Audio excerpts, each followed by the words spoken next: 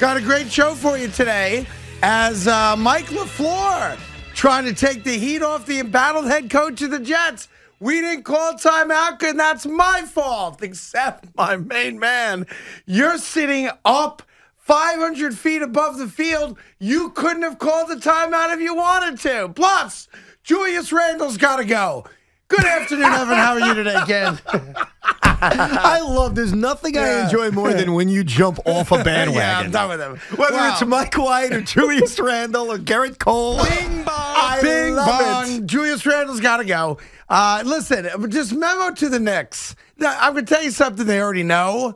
You can't lose to the Orlando Magic twice at home in the first month of the season, month and a half of the season, because they're not any good except for when they play you. And here's the rub on it. Let's just break it down the way it is. Not to bore you down with, nitty-gritty Knick talk, because I recognize we're probably not there yet this season. But I don't think you'll ever be there this season. Maybe not, but I'm a diehard Knicks fan, so that's the way it goes. Yeah. When your best player, allegedly, plays power forward, and he only takes 11 shots in the game, and 10 of those shots are behind the arc, that is a problem. That is a problem. That is a guy who doesn't trust his game. That's a guy that's killing you in a game that you have a lead with 3.5 minutes to go. He shouldn't have been put back in the game, though. And I get your point about the way he's playing, and there's a lot of aspects to his game that reminds you of 2 years ago, and that's a problem. But with 3.5 minutes to go, with the way Obi Toppin was playing, the way the second unit has been playing. If I recall, we were up 3, it was 94-91 with about 3 and change to go, and he pulled Mitch out of the game. So he actually kept Toppin in the game. They went small. Defensively, they were a mess. And look, Derrick Rose being reinserted hurt too. Yep. Because he's turning the ball over and didn't play well. I just don't get it. So why didn't Tom Thibodeau trust that second unit, which got them back in the lead to begin with? Yeah, let them finish the game. Listen, we are a terrible final 5-minute team this year, even in games we've won. Julius Randle just wasn't in it, whether it's mental, whatever the hell it is. I understand, where he's our guy, but he wasn't our guy yesterday, and it pisses me off. Because Thibodeau's not that guy. Thibodeau, since he's been here, has not been a coach that goes, he's got the number 30 on his jersey. Right. I got to put him in. Craig, look at the way he's handled. He benches guys. Look at the way he's handled Evan Fournier and Kemba Walker. I mean, Kemba Walker, and sometimes in games, not last night, but 3 games ago, Kemba Walker sometimes plays well and still can't find the floor on the fourth quarter because he can't defend and because he's not a part of that second unit that is the clear strength of this team. I put a lot of last night on your head coach. I do too. We're in lockstep on that, and any criticism is fair. It's a bad loss for the Knicks. That's just after an ugly win against Indiana. It's a game you just have to win. That's one of 2 losses they had last night. They lost another aspect of last night. No.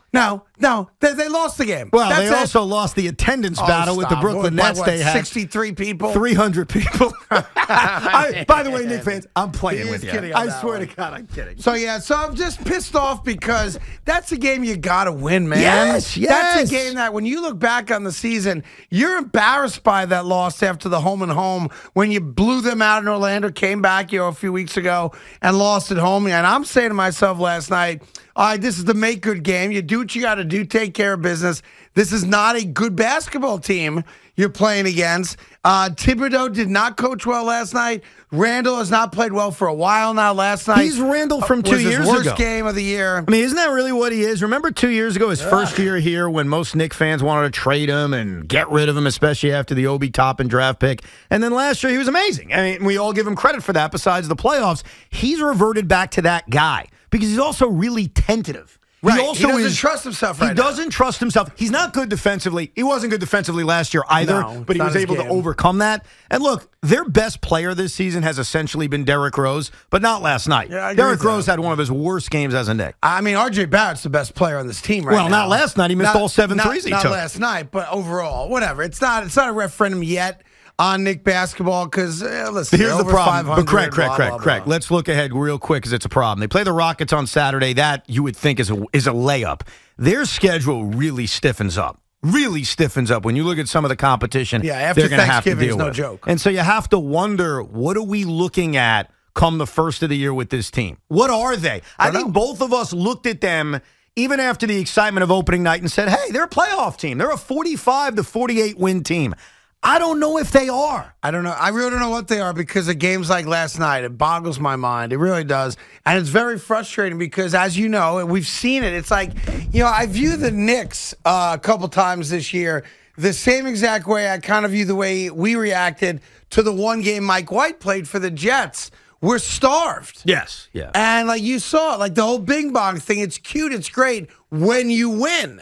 Right, when you play a triple overtime thriller to open up the season and beat the Boston Celtics and 1,000 people go outside. I know you mocked it, but you get what I'm getting at here. I do. I respect it, too. We're starved for it. I do, yeah. To me, it's the exact same thing that Jet fans went through with Mike White against the Bengals. Like, we're desperate, which is why when the head coach of the New York Jets comes out and says that he can't figure out this marketplace, then go somewhere else. Because the notion that fans didn't react the right way, and my words not his, to the benching of Mike White or the performance of Mike White, where he was, Robert Saleh couldn't believe his ears, that Jet fans were pissed about that, it means you don't get us.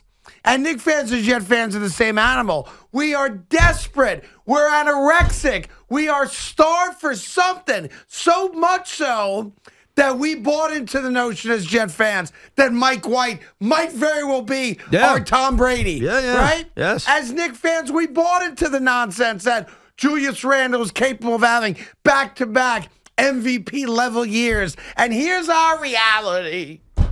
The reality is that we're not. The reality is that Mike White is a good story for Mike White's grandkids to hear 50 years from now when he regales them with the day I threw for 400 yards. The New York Knicks, Julius Randle's beautiful son at every game will have that memory and nothing else. And that's our lot in life. It is our lot in life. Like Mike LaFleur. Mike LaFleur came out today and he said that Robert Saleh is not the one that should be blamed for them not calling the timeout on 4th and 1 last week. They took the delay game penalty and then wound up punting. Remember? I remember. It was one of the key plays of the game, that and the Corey Davis fumble. So yes. LaFleur, now don't forget, LaFleur ain't on the sideline. LaFleur can't touch a referee and say timeout, right? Right? LaFleur doesn't have a headset connected to the referees any more than Joe Judge knows how to push the button and talk for the New York Giants. And LaFleur came out and said, Robert Saleh said to him on the headsets with 7 seconds on the play clock, he wondered out loud whether or not he should call a timeout. And LaFleur claims he told Saleh, nah, we're okay. Quote, I was wrong, and he agrees that penalty was an absolute killer. Except, as Jet fans, here's what I say to that. Gas face on that. That's what you get on that. Because that shows me that Robert Saleh is as tentative and insecure on the sideline as Julius Randle is in the fourth quarter of a close game. He don't know what to do because LaFleur can't call the timeout. And if you're aware the play clock's at 7, then you got to see it at 6. I imagine you see it at 5 and 4 and 3 and 2 and put your right hand out, Evan, and hold it out with your fingers out long, please, if you don't mind. Hold out your right hand. Yeah, the other hand, the right hand. I'm a lefty. We do everything opposite, so my left hand is out, you son of a... Take your right hand. Yes, this is how I do it. Hold it straight up. Yes. Make a T like with a your T, hands. and then you bang it against each other. You dummy. Yeah. Yuck, and yuck. That's what I say. He came to me at 7 seconds left and said, you think I should call the timeout? What is this? The blind leading the deaf? Is that what it is? That's what it is. It's, how you doing, everybody? It's incompetence. Hey, Billy, you think I should call the timeout? You got 3 of them. You haven't used any of them yet. You think with 7 seconds left, I should call the timeout? Gosh darn it, G. Willie. I can't believe the way the fans are reacting. Wanted to throw Mike White out into the garbage place. And then you threw him out in the garbage place. And then you did. I mean, jeez. You did. You did. We didn't. What you don't appreciate that we wanted you to do. The whole thing sucks. I got all my notes here. The problem I noticed with Mike LaFleur's explanation is one of our biggest criticisms of Rex Ryan was that all he cared about was the defense. Remember that? Hi. Yes. Yes. All he cared about was his defense. Right. And we said, Rex, you got to worry about your offense, too. You got to worry about the quarterback. He's like, Shotty's got it. It's almost as if Robert Saleh is so hands-off with everything. Yeah.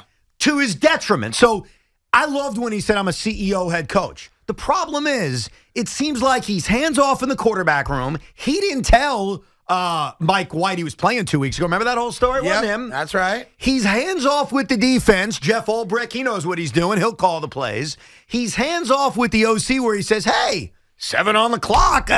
Should we use a timeout? Sometimes as a head coach, you have to be the head coach. Yes. Sometimes as a head coach, you can't just leave it all to your coordinators. Sometimes as a head coach, you've got to run the show. And what I've noticed based on his answers, based on some of these situations like the one we just went through, is that he's too trusting of his staff.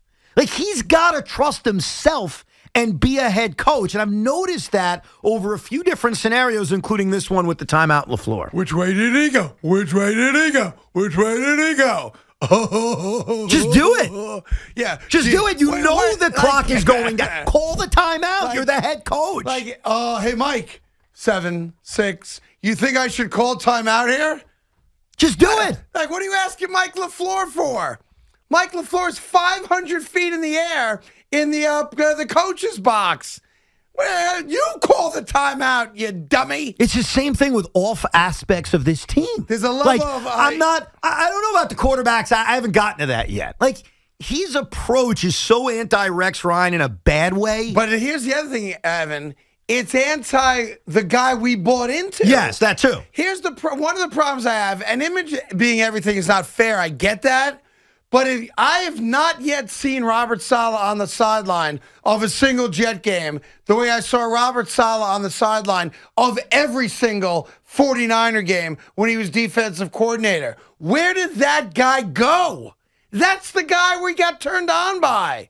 That's the guy we want. Well, you mean jumping up and down when his defense makes a play? Full of life, full of vigor, clearly in total control of his people. Total control. See, that's the thing that bothers me the most, that it doesn't feel like he is, or it feels like he doesn't trust himself. That's why your analogy to Randall was really good, actually. Thank you. It feels as if he may not trust himself. Well, like when you see the clock at 7, Craig, you don't just ask your offensive coordinator, should I call a timeout? You think I should call a timeout? You do it. Right? What are you Even asking if he for? says, no, we're good, you're still the head coach. Well, that's the key. Who's the head coach?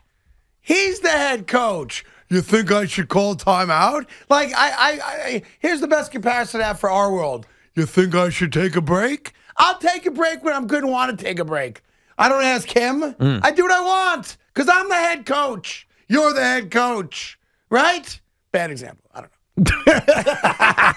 know. Julius one was good, though. It's just so stupid to me and so frustrating. It's a warning sign about him as a coach. And again, I'm not firing him. You're not firing him. We're not firing him. But what we do as fans, as observants who watch every second and listen to every press conference, we make judgments on what we're hearing. Right. And one of the judgments that I'm starting to make now, a little bit past the halfway mark of his first season as a head coach, is that his hands-off approach may not be working, that he's too hands-off. Well, yeah, that's not the guy we hired. That's what bothers me the most. All right, we'll get into it with you. 877-337-6666. I just don't understand that. And I respect LaFleur trying to save his coach and putting himself in harm's way. I get that. I like that personality-wise. He did nothing wrong, LaFleur, honestly. I have no issue with what he said. I respect the fact he's trying to take the heat. So I like that. That's fine. I like that, but in doing so, you exposed your head coach. You actually didn't do him any favors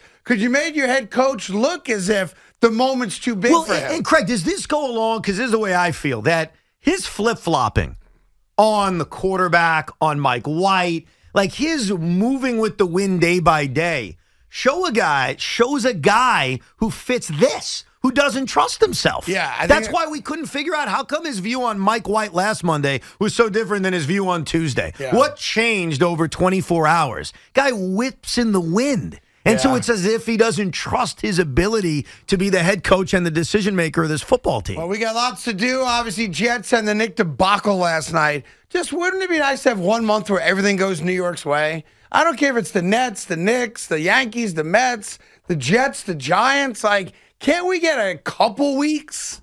Like, who screwed up the juju 100 years ago to give us this? You know, Thanksgiving is a week from today. I'm not feeling like it. It doesn't feel like it.